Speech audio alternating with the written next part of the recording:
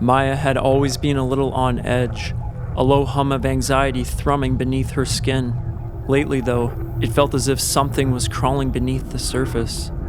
At first, it was just a whisper of sensation, a tickle on her arm that she dismissed as a stray hair or a phantom itch, but as days passed, the feeling intensified. One evening while lying in bed, she felt an unmistakable movement. It was as if tiny insects were scuttling under her skin, burrowing deeper with each anxious thought that invaded her mind. The sensation grew more pronounced.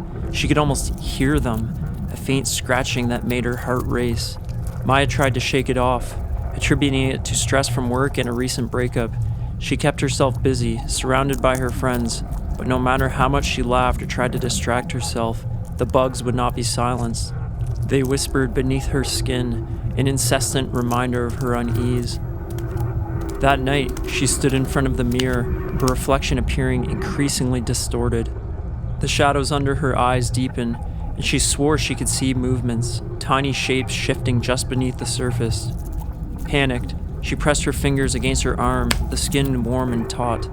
"Get out," she whispered, voice trembling, hoping somehow she could will the creatures to emerge.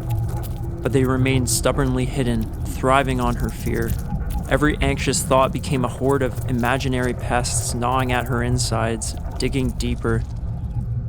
The days turned into nights, and nights into days, and Maya found herself trapped in a cycle of obsession. She avoided mirrors, terrified to confront what she had imagined become a grotesque landscape of bugs crawling beneath her skin. The world outside grew dim, her friends' voices turned into a dull roar, and she became a ghost in her own life. Desperate, she sought solace in her therapist's office, spilling her fears like secrets. "It's like they're eating me alive," she confessed, her voice a shaky whisper. The therapist nodded, guiding her through breathing exercises, but with each breath, the crawling intensified, making her skin itch unbearably.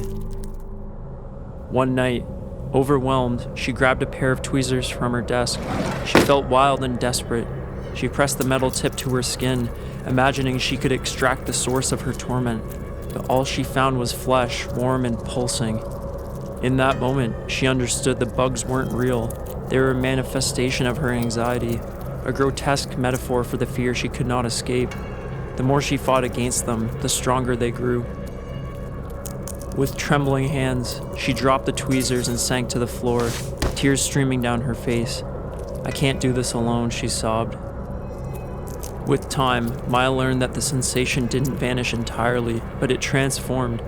Instead of feeling like a swarm of pests, it became a reminder of her anxiety, an unwelcome guest she could learn to coexist with. But that didn't stop the gnawing thought in the back of her head that something was off, that something was wrong with her. The thoughts continued to manifest in her mind, and the bugs would always return, tormenting her and causing tremors of doubt throughout her body.